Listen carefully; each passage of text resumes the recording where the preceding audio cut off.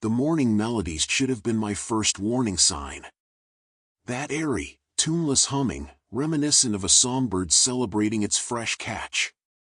Except in this scenario, the worm was another man, and I remained utterly unaware, occupied with preparing breakfast and packing lunches. Elena had always been notoriously grumpy in the mornings, making this musical development as jarring as a splash of neon paint in a carefully curated monochrome gallery. Yet I welcomed her apparent happiness, or so I convinced myself. Then came the private escapes. She introduced the phrase playfully at first, almost like dialogue from a B-movie. "Just a little private escape, darling, you wouldn't understand," she'd tease with a wink, collecting her purse before disappearing. Initially, these were innocent trips, nail appointments or shopping with her sister. Soon, however, these private escapes stretched longer, encompassing overnight stays. "It's a wellness retreat. I need to reconnect with myself," she explained, her gaze drifting slightly sideways. That's when the first seed of suspicion took root in my gut, sprouting thorny tendrils of doubt. Yet I, the fool, silenced my concerns, telling myself not to become the stereotypical insecure husband. Surely I was just being paranoid. The giggling intensified too. She'd hunch over her phone, head bowed, releasing high-pitched, almost frantic laughter. When questioned about the source of her amusement, she'd dismiss it. "Oh, just silly messages from the girls, nothing important." But I recognized the deception. I'd witnessed how she locked her screen upon my entrance, how her thumb lingered too deliberately before setting the device down. This behavior was entirely unlike her, and after 15 years together, I knew something was fundamentally wrong.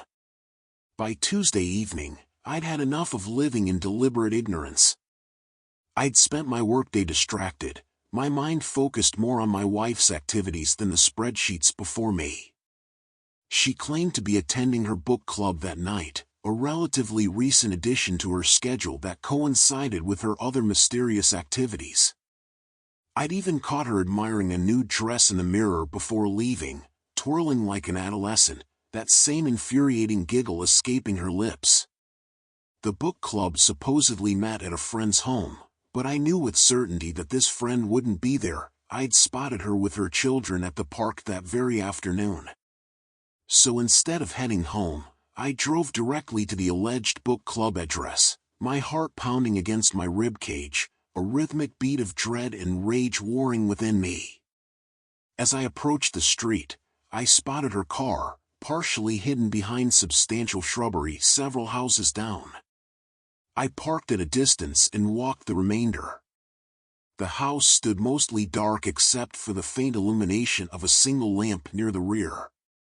Drawing closer, I detected soft music and murmured conversation. Then I saw them through the partially open curtains, Elena and a stranger, standing inappropriately close, their heads inclined together, his hand resting intimately against her back while she laughed. My blood crystallized before transforming into molten fury. Yet I didn't barge in or pound on the door, not yet. I remained too shocked to act, my mind racing to comprehend the reality before me.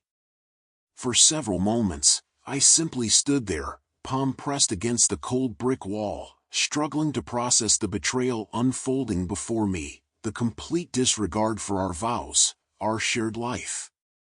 The realization crashed over me like a tidal wave. I retreated to my car, vision blurred, hands trembling. I couldn't return home to face her, not in this state. I drove aimlessly for hours. When I finally returned home just after midnight, the lights remained on, suggesting she hadn't yet returned, still believing her deception successful. I entered, the house's silence amplifying my internal chaos. I waited, not with explosive anger but with quiet, cold determination. She arrived around 2 a.m., flustered, cheeks flushed, still wearing that new dress. "Oh, you're still up," she remarked, her voice artificially cheerful, with forced casualness that turned my stomach. "Yes, I am," I replied simply, my tone dangerously controlled.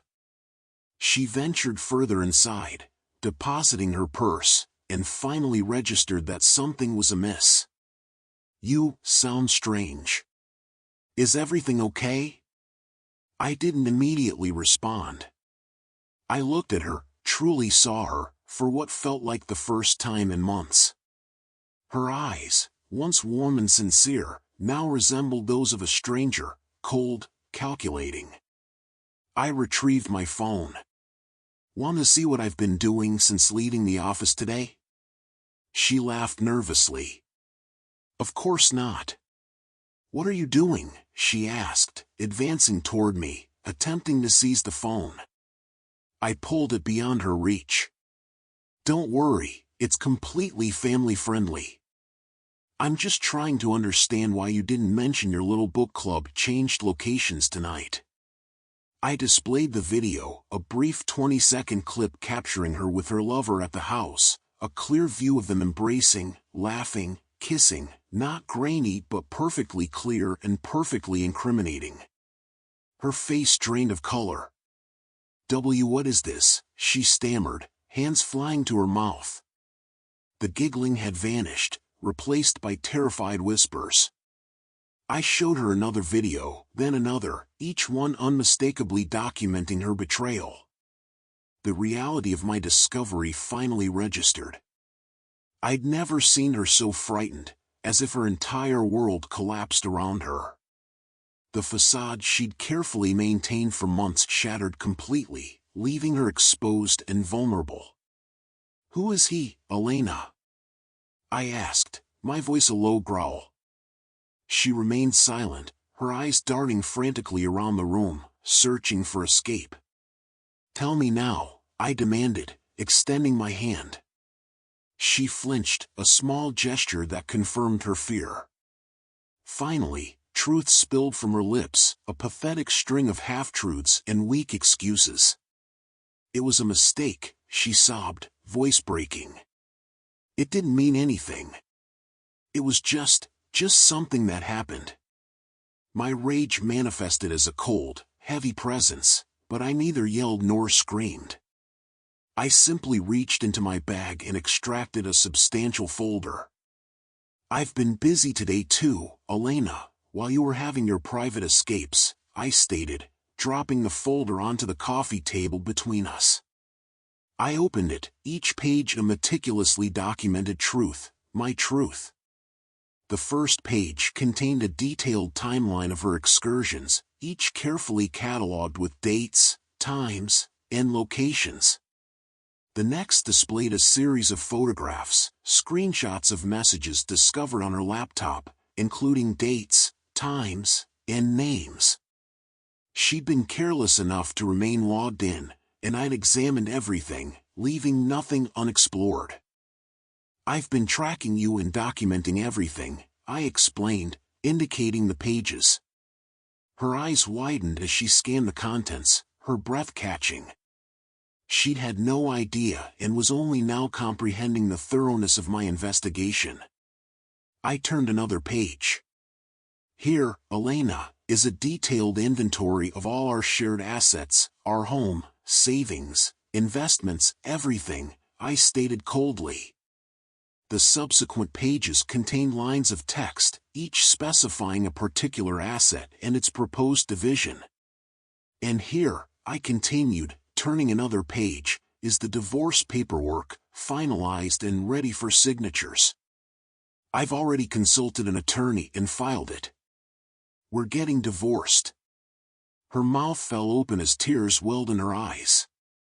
Her carefully constructed life, built on deception, was crumbling. I watched impassively as she reached for the papers, fingers trembling as she examined each page.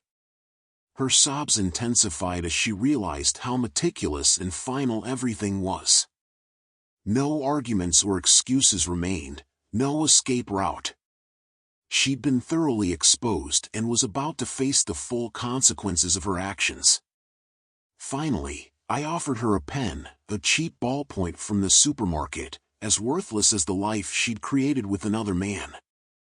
"Sign them, Elena," I instructed, my voice devoid of emotion. I watched as she accepted the pen, her hand shaking so severely she nearly dropped it.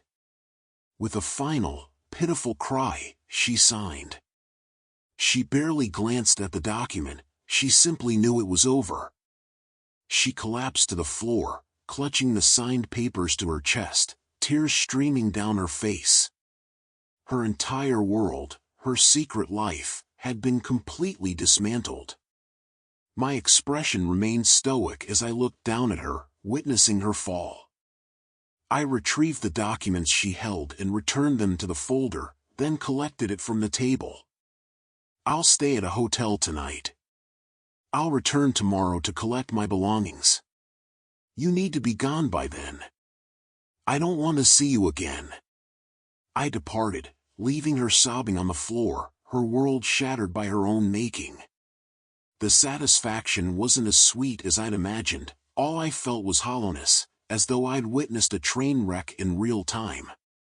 I knew the legal process would be lengthy and difficult, but I no longer cared.